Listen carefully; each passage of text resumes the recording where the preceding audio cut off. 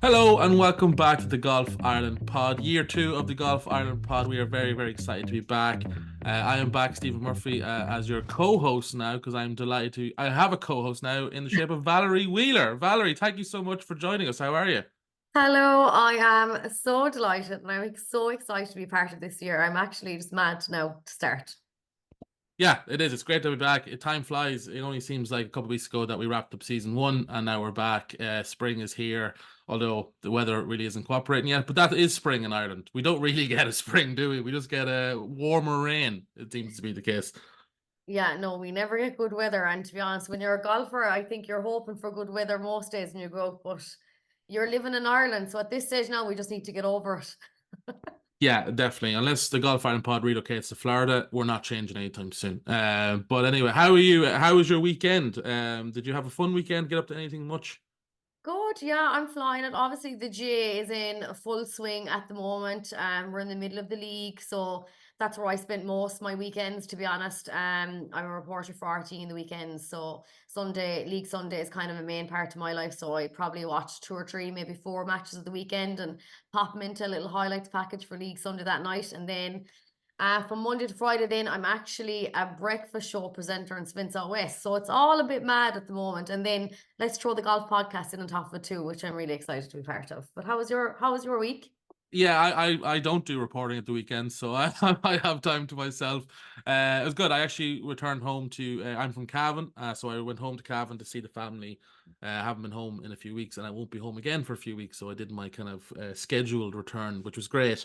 But I am a big rugby fan as well, and when you're at home, it's not the same as watching the rugby on your own. You do tend to miss a lot, but that's fine. The Irish game wasn't too exciting anyway.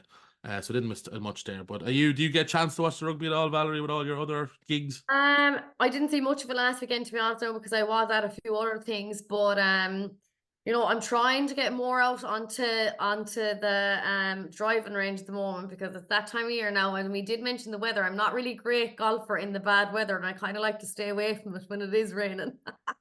Yeah, So so I'm a that's sunshine I do golfer. want to talk. Well, yeah, I think we all are sunshine golfers.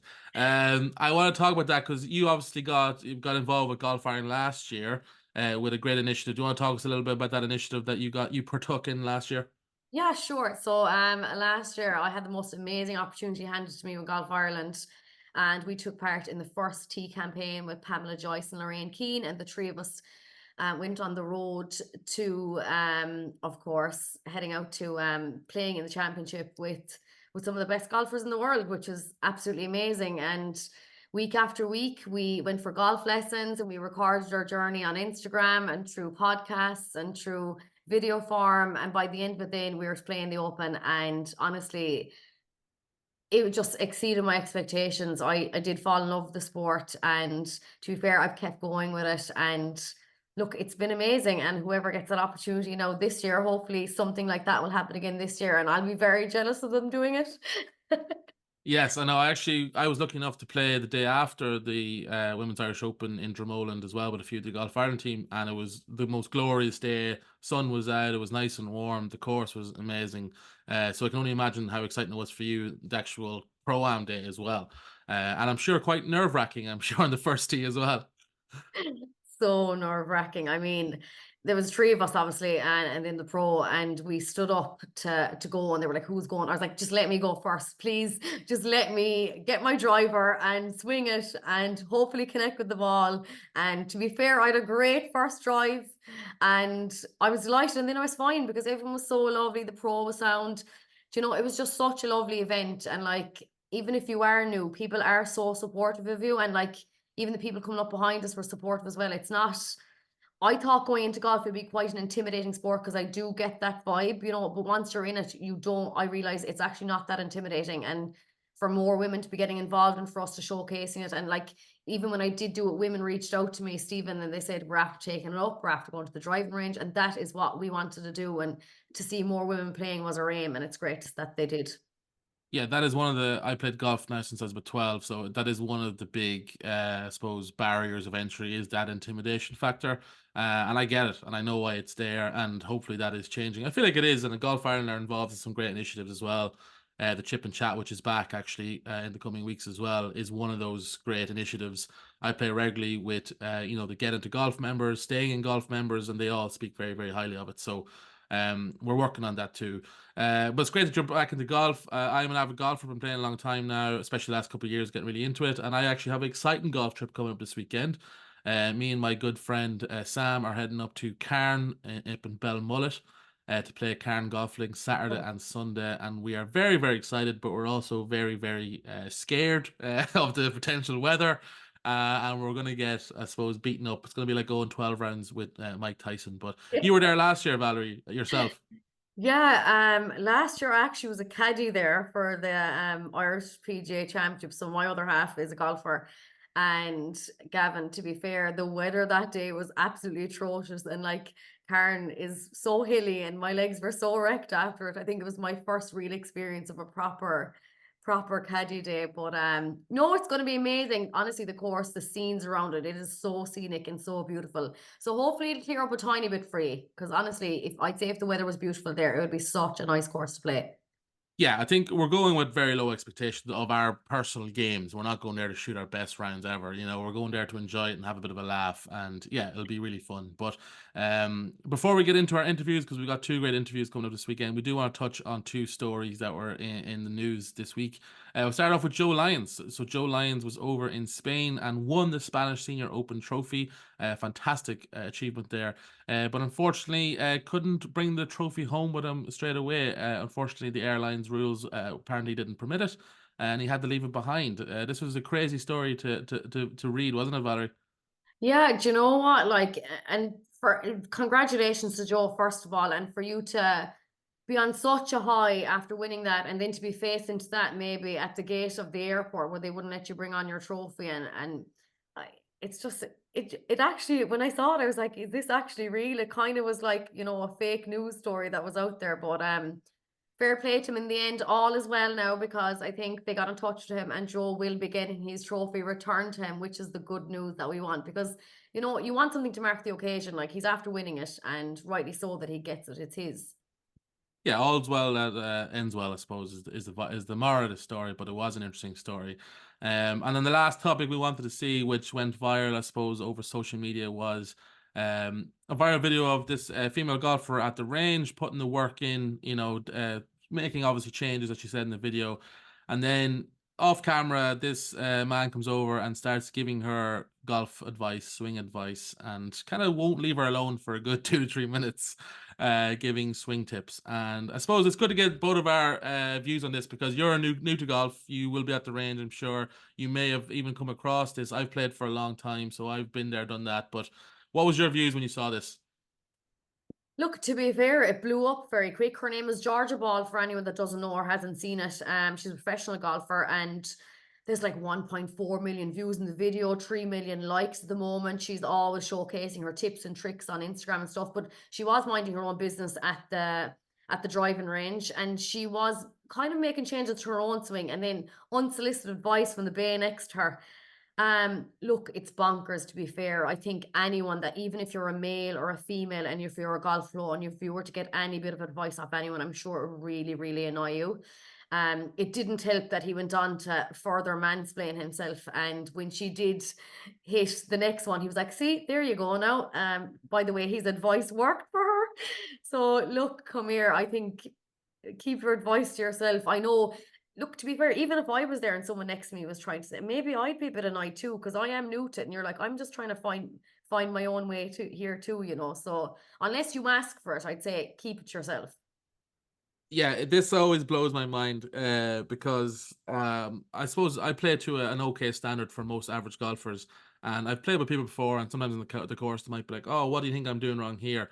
I will never ever, because I don't know. Like I'm not a coach. I am what works for me will not necessarily work Yeah. for someone else, and that is the problem with golfers. Was you can get very much down a rabbit hole, especially YouTube videos. And look, it's great that it's out there. It's great content, but only give advice if you are a coach, a PJ coach, or someone whose job it is to give swing tips, or maybe Rory McIlroy. There's the Venn diagram of two people who can give swing tips. Apart from that, nobody wants your tip. It probably won't work, and it's best just to leave it to their own devices. And the fact she's professional as well is the hilarious part of this. Like, 10 times better golfer than he'll ever be, more than likely. And that made me chuckle hearing it Yeah, too. but you know what? I hope he's actually seen how viral the video has gone, and I hope he realizes how much of a, an idiot he was to actually confront her. But look, it's a lesson learned, and many people will learn from it, and great. Absolutely, yeah, it's good to learn from those videos. We've got two great interviews coming up, Valerie. Give us a little backdrop on your upcoming interview. So I caught up with Sinead McGrath this week. She is a golfer and she has endometriosis. So March is actually endometriosis month, and she just chatted to us about having it and trying to play golf and pain management and IVF and fertility and all the things that women are kind of, shy and talking about. And Sinead is out there advocating and inspiring and educating us all on it. So it's a really, really educating chat that I had with her. Brilliant. Sounds great. And I also got chatting to Emma Fleming, who was on the podcast last year too. Emma won last year's Bridgestone Order of Merit and has already started off February with a win over in Portugal. Not a bad start to the year. So we'll get talking to her a bit as well that. Yeah, brilliant. We'll throw it over to that interview now with Emma Fleming. I am now delighted to be joined with Emma Fleming. Emma Fleming has joined the podcast now her second year in a row. She was also on the podcast last year. Emma, thank you so much for joining us again for season 2 of the Golf Ireland podcast. How have you been? Great, yeah. No, it's a great year, great winter as well. So thanks for having me back. No problem. It's great to have you back. Yeah, how was your winter? We're obviously sort of still in it, but we're starting to emerge maybe from it, and spring seems to be on the way. But how was your winter? Good. It's been freezing, so I haven't been playing too much, but it's been like I spent a good bit of time like in the gym and stuff like that, so it's been good. Yeah, so that's one of my questions was how do you practice in the winter? Obviously, the average golfers like myself don't really bother. It's too cold and miserable and wet. But someone like yourself, who obviously golf is very, very important to you and your career going forward, is as you said, do you kind of break it down onto more maybe the gym side and building your body as more maybe than the swing? Yeah, it was a bit more, yeah, focus on the gym and then the range, and then kind of just technical work inside for putting and that sort of like the greens and have been like frozen or flooded. Every course now and it's kind of been closed like half the time, so it's a bit more technical indoors or simulator rooms sort of side of it. Do you enjoy the simulator side of things? I know some people really, really enjoy it, and some people maybe don't get the same benefit from it. Do you enjoy the simulator? I do. I think it's great for like distance control and numbers and stuff, but I don't think coming up to the summer I'll be using it that much, other than like a short wedge like session or something like that. Just get numbers, but it kind of messes with my head with like alignment and all that sort of stuff. I don't really know where I'm aiming, but it's fun to be fair though with my siblings or friends or something playing the courses. It's actually really enjoyable. Yeah, I totally agree. The alignment thing sometimes messes me up too. I sometimes, yeah, I don't know. It can be tricky. I'm sure once you get used to it, it's very, very beneficial. But you mentioned at the gym, is that a quest to maybe pick up more speed? Is it just kind of to build up fitness and endurance, or is it just to get a bit stronger in general?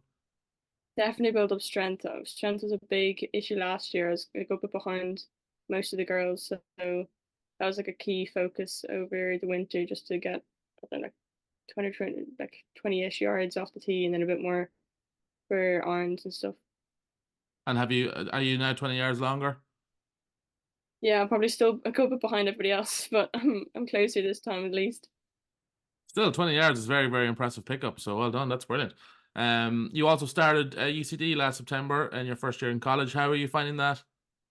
I'm really enjoying it. It's actually great. My brother's in UCD, and he was saying that UCD's, really bad to try and convince me to go to Trinity because he didn't want anybody else in the family to go to UCD. But I'm glad I've gone there. It's very, yeah, it's very like the movie sort of very social. And I know you said you really are enjoying your course. Can you remind us what course you're doing? Economics and finance. Okay, and what's so enjoyable about that? You just enjoy the kind of the business side of things? It's actually a lot more mathsy than I thought. I kind of prefer the math side than the finance, so I'm actually really enjoying that. And how you said you're also, yeah, the social part of the thing. Obviously, that's a nice part about college. You get to go out and enjoy yourself a lot. How has that been? With also trying to get as much golf work in the gym as possible too.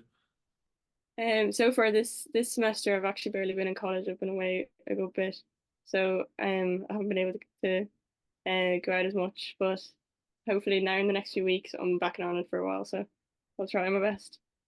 Well, yeah, said you were away playing golf a lot. You also picked up your maiden R&A Student Tour Series win in Portugal at the start of February. First of all, congratulations. And how did it feel getting that first maiden win on the R&A Student Tour?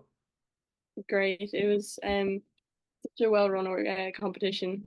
It's like it's quite like the American sort of college events. So last year, my gap year, I wasn't able to play because I wasn't in college. So I was really looking forward to playing it for the first time because the players are actually, unreal. Like the quality of players is great. I've never played with Lorna before, so it was actually interesting just seeing how they play and stuff. So it was a very good week. Yeah, you mentioned that you held off Kay Lanigan and Lorna McClimate to get the win, two top quality golfers. When you win like that and hold off that top class competition like that in opposition, does that make that win even sweeter? Yeah, it's good for confidence and like closing out. But yeah, no, I learned a lot from them throughout the week as well, so it was good experience. Yeah, I did read that you said even when you were still winning, you were still looking at them and trying to learn as much as possible, which is obviously a great attitude to have as well. What did you pick up from learning watching the likes of Kate and Lorna? Lorna's putting is incredible. It's like very robotic and like she's not missing anything close. So that's something that last year I struggled a lot with my putting. So it's definitely something I need to work on. And Kate's just obviously always very consistent. So that you can always learn from that. Yeah, on that last round, you had plenty of birdies and a couple of bogeys as well. Is it tough when you're in that round when you're kind of making a few and then giving away a few to stay to your strategy, or was that just on that day that's just how the game was? And that day the course was actually playing really tricky. It was very windy, but it was like tree lined and very high tree, so you couldn't tell which way the wind was going. So whoever went up first was like the guinea pig, and then we just try and copy what they did. But it was quite like almost we were playing like a links almost towards the end, so it was going to be a couple of bogeys, but it was kind of took more endurance testing who could like just get a par and get a birdie or scrape a couple of birdies and just continue. So it was a good finishing round. It was very like tournament style. So you were actually bogeying on purpose, were you, so that you would know the Fun. wind with the next tee? Is that so you could go last on the next tee? Was that it? It was all part of the schedule or Absolutely. Yeah, strategy. I like it. I like it, Emma. absolutely. Uh, you won the Bridgestone Over Merit last season, which after a great year, was that kind of did that give you the confidence at the start of this year to go to a tournament like that and be like, you know what, actually I'm good enough to win at this event? Yeah, it was. I always trying to focus on consistency. That was kind of building confidence a bit that I was consistent enough last year and hopefully a bit more like consistently a bit better this year. So yeah. And your win also now means you're in the end of season event at St Andrews. And I know it'll be your first time playing that course. How excited are you to play the old course at St Andrews? Oh God, I can't wait. Even watching like the highlights from the Walker Cup, it looks incredible. Yeah, I was going to say that course obviously is so important to a lot of golfers, but for someone like you who's still so young in the start of their career, you still love St Andrews. That's still a cool course to you, is it? Absolutely. Yeah, it's a very cool concept as well, of being so open. Very good. And will you be asking anyone advice? Maybe do you know anyone who's played it before? Maybe for some tips. I'll try to see if I can talk to anybody, but maybe I'll see. Yeah, it'll be very, very exciting. You also got to spend some time in the Bahamas recently with Darren Clark, which is even just going to the Bahamas is pretty cool. Never mind spending it with Darren Clark as well. Can you tell us a bit more about that? Who all was invited and what was the schedule for the couple of days? Yeah, it was five girls and five guys, and it was just we flew in, did a practice round, and then played two rounds, and then a kind of playoff style knockout. So it was very like it was all tournament style ish with a very relaxed tournament, and he was just going around helping us, teaching us little bits. So it was really good. He taught me a lot, so looking forward to like using that. And what kind of tidbits did he give you? Or are you allowed to share those secrets? Well, the first shot I hit, he was like, "Oh God, no, Emma." And so like, He was just, I was like decelerating on my wedge play, so he was like shorten that up and get the distance control a bit better and bits like that. And again, yeah, look, Darren Clark, obviously a major champion. Is it intimidating to be sort of in the presence of someone like that? Is it scary to maybe ask a question to someone of that stature? He was actually really approachable, and like he's very normal. So it was actually really normal being with him. Very good. That's great. That's great to hear. And then how is the Bahamas? How is the weather? And Bahamas is one of my definitely go-to lists at some stage. God, yeah, it was incredible. I was sending photos back to my family, and they were raging. So Very jealous, I'm sure. Very, very jealous. Well, that's great. That's a fantastic trip, and it sounds like it was absolutely brilliant. So hopefully you can take some of those tips into the upcoming season. How excited are you for the upcoming season? yeah, no, really excited. My next competition is France, the under 21. So I'm really looking forward to that. Brilliant. Well, we wish you the best of luck in your season, Emma. Thank you so much again for coming on the Golf Ireland pod. We appreciate that. And maybe next season we'll make it 3 in a row, Emma, if you're up for it. So thank you so much. Okay. Thanks for having me. So every March, people around the world come together to support endometriosis. This is to draw attention to the condition affecting approximately 190 million women globally. That is according to the World Health Organization. We have a golfer and advocate for endometriosis, Sinéad McGrath, on the pod today. Sinead, welcome to the Golf Ireland podcast. Thank you for having me. Sinead, first of all, look, the month is important because it highlights the condition that so many women suffer with. Can you first maybe tell us what endometriosis is?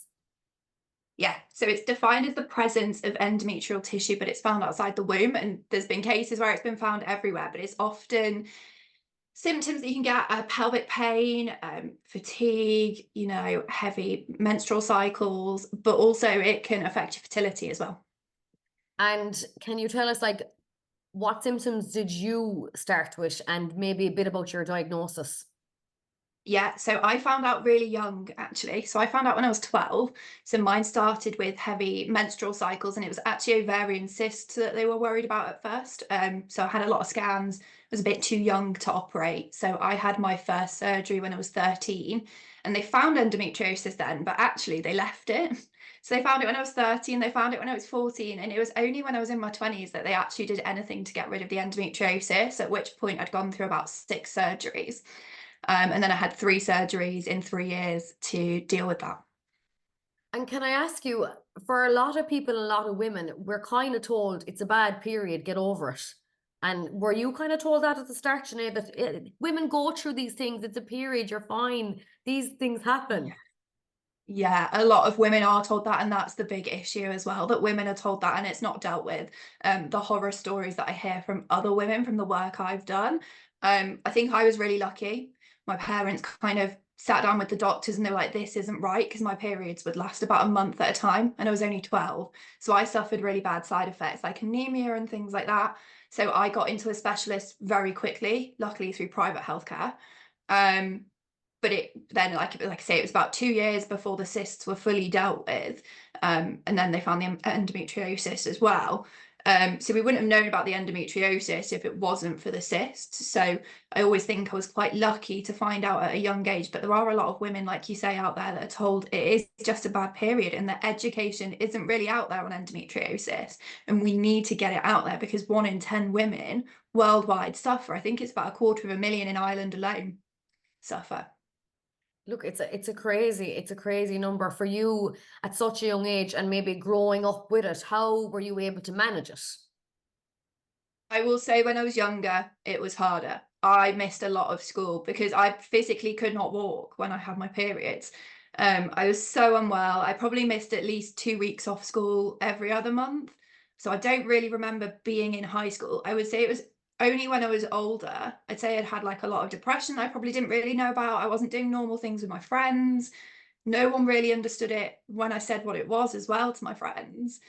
And it was only probably really when I was older and I was starting to go through uni and got into law before I got into golf and sport that I then started to think, well, actually, I've been through it. I want to change that for other women. And You mentioned golf. I mean, you took up the sport and you found a love for it, like all of us have. And how were you able to manage playing golf while suffering from something like endometriosis? Yeah, so that's been the tough thing. A lot of comments that used to come into me in the beginning when I first played was, you never get out on the course. You are always practicing at the driving range. Sometimes for me, going to the driving range or just getting in like 9 holes is easier than playing a full 18 because of the toll it takes on my body. So because of one of my surgeries, unfortunately, I do just live with chronic pain. So for me, it's all about finding that balance of when I can go out and play, but also listening to my body. I try not to over rely on pain medication and things like that to disguise the pain. So I make sure that I take the appropriate rest, but I just go out and do what I can, whether that's just going and practicing chipping in the bunkers and things, or if that's just going practicing some putting or to the driving range for half an hour, because then I can stop and, you know, go back and rest when I need to. But I would say that on the flip side, golf's been really good for my mental health. And I would say that actually since I moved my career into working in sport full time, I rarely suffer with chronic pain because of how much my mental health has improved and sort of my general well-being. So yeah. For something that I've noticed, I'm very late to taking up the sport only last year, Sinead. Something that I did notice is about women playing golf and maybe going out for 5 or 6 hours of the day and no bathrooms out there and maybe having your period on the day when you're playing. And I don't think, you know, the men playing would ever think of that women could have their period while out playing. And that is something that I really opened my eyes to. What about yourself? When you started playing, you're like, wow, I'm out here for this many hours. Yeah, do you know what? And that's a discussion that's come up so much. And I think there's so much that golf clubs can do. You know, you think it's probably impacting your juniors as well that are coming through and just going through these changes for the first time. And, you know, even just basic making sanitary products available in the bathrooms at the golf club could make a difference to whether a woman's going to go out and play while she's on her cycle. But yeah, bathrooms on the course, you know, like you say, men don't think about it. You do often see that someone might go in a bush. It's not the same for a woman, you know, especially not when we're on our cycle. And you do really get that feeling when you're on your cycle that you just want to be comfortable, and that can be really off-putting. So I think it's something that golf clubs need to think about more. With you in your role now, operations executive, and of course working at the Open Championship last year, how did you find dealing with the endometriosis and working in such a high pressure job in golf? Like I say, it's really funny because I remember when I moved into the job and I started to think I'm going to be on site at tournaments, long hours. I know for me that things that trigger my pain are lack of sleep and stuff. Funnily enough, I think because I found the happiness and the satisfaction in my job, I just don't have that. So I'm really grateful. But working the Open was a challenge because that's when I was going through one of my IVF cycles. And that all triggered around when my period was. So I had a really bad period pain one day, and I cannot sort of give any higher praise into the R&A for how they looked after me, even the male members of staff. So I was positioned at the driving range, quite isolated away from everyone. One of the guys that was volunteering with me saw I was suffering, went back and spoke to the doctor for me. Doctor called me, next thing someone's over with paracetamol. You know, if it gets any worse, you know, tell us and we'll give you something else. And I think the medical team actually came from the European Tours medical team. So they have the tour medical truck. And then I obviously had to start my injections. And I'd actually been told by another woman to do my injections in the car, which isn't very sanitary. But I spoke about it with the doctor and they were like, no, bring them to us, because I wanted to leave them somewhere safe. I wanted it to be somewhere out of reach of everybody else, but so that I also had somewhere clean and safe to do it, because it's a lot of medication mixing. And they were absolutely fantastic, to the point the doctor was like, do you need my help like doing the injections and stuff? So I can't really fault the tour staff. And I think that's something that we need to raise awareness about as well for like women that play. You know, if you think you've got about 400 members of the LET and females that work in the industry, that you can get that support on site and they are really good with it. You mentioned the woman there telling you go out to the car, Sinead, and do it there. And you know, often we can be quick to say the men, they don't have a clue, they don't understand. But sometimes women can be quite harsh against you because they might have a fine period and have never had anything bad. So they probably think, ah, she's been a bit dramatic here. So sometimes women can actually, you know, not be open-minded about these things as well. Oh, definitely. I had that in my previous career as well. I had a female manager tell me that if I'd ever thought about doing IVF, to do it in my own time so it didn't affect the business, because those clinics are private. Those clinics are private, but it all depends around your menstrual cycle, and you have to go in at certain times of the day for scans and things like that. And then I actually found out that the place I worked had an IVF policy that would have given me time off, so I was really upset about that. And to hear it from another woman, I think that's even worse. Because I think you need to have a lot of respect for people's right to privacy when it comes to their family life, whether or not how they go about that. I will say this condition makes me more conscious of saying to people, so when are you thinking of starting a family? Because it's not that easy for everybody. So yeah, I've had bad experiences with women, and I think we just all need to take the time to listen and learn. I've certainly had women that do that as well, so it's great when they're like, I don't know what this is, educate me. Of course. And you did mention the IVF there. So how is endometriosis and IVF linked? Yeah, so endometriosis can affect your fertility, which is why, a lot of people don't find out they've got endometriosis until they're trying to have a family, because it's something that can affect fertility. So for me, I just went down fertility preservation just on recommendation from my doctor. He said, if you're single and you don't want a child yet, then yeah, could be a good option. And I don't know, 8 surgeries, there could be a lot of adhesions, scar tissue going on. So I just wanted to go through that process, and fortunately did very well through it, and everything was positive, and ended up with 20 eggs in the freezer, which is the number that they wanted. So, but that was again another long process because it's 2 years. And I will say that, you go on hormones and these injections and drugs that you take, and they can trigger flare-ups and pain. So something I experienced again was a lot of cysts during that process, which, yeah, very painful and a lot of side effects, but worth it in the long run for me.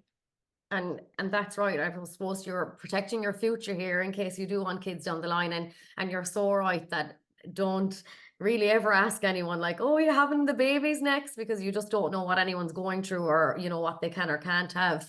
That's so important. I'm delighted that you're on top of this, because fertility is never really spoken about either when it comes to like golfers, and women golfers especially, how they deal with having a family life while playing, and how this comes into their head. Maybe they're focusing on their career for the time being, and when the time comes to have children, something like this might show up in front of them. Exactly. And I think you can go even beyond that to like the women that work in the sport, even to male players' partners, they might be going through this process. Their partner might come and support them on tour, but, they might be going through this process and need support whilst on site in, making sure they can take that medication and things like that. And it feeds into a much bigger picture, I think, around well-being as well and things like that. Because, if you're struggling to start a family, it can really affect your mental health, and it can be quite a stressful process as well. So it's, how do you support someone through that stressful time? And I will say that where I work, there's a lot of men on my team, but they're all fantastic at really kind of taking the time to understand and just give me the support that I need. So I'm always very grateful to them for that. Look, keep inspiring, keep advocating, keep educating people, Sinead, because I think it's so important, and not a lot of people are able to step up and talk about. But let's tell us about your golf game. How's your golf game at the moment? You know what? I went to the driving range for the first time the other day since about September, because I did my last cycle of treatment in October, November, so took some time out to focus on that. Still got it. It's there. Still got it, but I need to get out and practice more. I think the one thing I find now is trying to find that balance between working on tour, but also, going out and playing myself. Sometimes I get to the end of the day and I'm like, spoke about a tournament all day. I don't want to go to the driving range, which I was well aware of when I got into it. But I need to, now it's getting a little bit better, the weather. Definitely need to start getting out and practice. So, yeah. And what is next for Sinead McGrath? What's next on the cards for you? What is next? That's a good question. I guess continue to focus on this job in the tour. It's about a year now, almost, that I've been working on tour. I really want to see where I can take that. It's been an amazing year. I'm very lucky to do it. Hopefully continue to advocating for women's health in sport. It's something, we're having discussions sort of internally and in different women in sports groups about, to try raise awareness. And I'd love to continue to do that, so we do make it more visible, and not just in golf, across all sports, because it's really relevant. And where do you think that women's golf is at the moment? Do you think it's going in a good direction? Oh, I really do. Yeah, I think you see you know, we've got another Solheim Cup this year, and we've got some amazing players out there, and the LET is growing in prize money year on year. I think it's really starting to get the recognition that it deserves, getting more airtime. I think, you know, if we can continue to focus on that for the women in golf, then, you know, it's just going to, I think, blow up again in the next couple of years and continue to escalate to the place that it needs to be. I must say, before I let you go, I do want to give a shout out to your Instagram, because not many women do showcase off their golf skills on Instagram. So can we let everyone know where they can find you? Because you do showcase a lot of golf up there. I do. Do you know, I've neglected it a little bit since I've been working on tour, but for me, it's about showing that life working on tour as well, because I got my job through volunteering. So I love to share that kind of thing to show people how they can change careers. But my Instagram is Sinead Golf, but it's so Sinead EM Golf. And before I let you go, I know I keep saying before I let you go, but you want to tell us, I suppose, a quick snippet into the day in your life of your job? Yeah, gosh, well, day in my life, because of there's quite a small number of staff on the Legends Tour where I work, so we really do pitch in on everything, but it's everything from communicating out with our players about the tournaments that are coming up, through to sometimes I support our commercial team and our ops team with looking through contracts because of my previous career in law, getting everything the players need together for the tournament. So yeah, we're kind of in the full throes of tournament planning now for the season ahead. So exciting, Sinead. Well, it's been absolutely a pleasure to have you on the podcast as my first guest on the podcast, which is really exciting. Keep advocating, as I said, and inspiring other people. And look, March is a big month for you to be able to showcase endometriosis to a lot of people. So thank you so much for coming on the pod. Thank you for having me. We hope you enjoyed those two interviews there. Thanks as always to our guests. I'll head over now and we'll do some news items from the last couple of weeks in Golf Ireland. We'll start with Joy Lyons, as we already mentioned on the pod. He had a great win over the weekend. The Galway Golf Club man, who is the reigning Irish Senior Close Champion, won the Spanish Senior Men's Amateur Open at Real Club Sevilla Golf. He shot a 5 under 67 to come from 3 behind to win by 4 shots. Which is very, very impressive. So congratulations, Joe, there on a fantastic win. Rob Moran was among the Irish who played the Alps Tour last week. Rob finished tied 21st. And there are 2 more Alp events coming up in quick succession now. So best of luck to Rob in the Alps Tour. On the Ladies European Tour, Olivia Mahaffey and Lauren Walsh played in Kenya. Excuse me, and they won't be playing again until the end of March in Australia, but I saw a few highlights from that event in Kenya. Absolutely stunning scenery, and obviously, you know, the wildlife around the course is just incredible. So well done to Olivia and Lauren there. On the Challenge Tour, Jonathan Caldwell was playing and finished 5th. Well done to Jonathan there. And the next events coming up on Challenge Tour are from the 14th to the 17th of March and the 21st and 24th of March, both of those weeks in India. On the DP World Tour, Conor Purcell, only Irish player who played in Kenya last week, unfortunately missed the cut. Tom McKibben is playing in the SDC Championship this week in South Africa, so best of luck to Tom in South Africa. The Spanish Women's Amateur is also currently on this week. Kate Lanigan, Mairead Martin, Annabelle Wilson, Jess Ross, and Olivia Costello are all competing in that Spanish Women's Amateur. Same for the Spanish Men's Amateur, which is currently on this week. Big Irish turnout as well. Hugh Foley, Sean Keeling, Robert Brazel, Ryan Griffin, Donncha Cleary, Paul Coughlin, and David Shield all competing. So best of luck there to all the Irish golfers participating this week. Some great news. Golf Ireland is delighted to announce the first women's social golf community Chip and Chat. It's back for 2024. After a very successful pilot year in 2023 that saw 4 meetups, we're going bigger and better for year 2. Plans are in motion for another night of lunar golf, which I know was a huge hit. And we also are exploring the possibility of hosting a 9 and Dine, which is great naming there.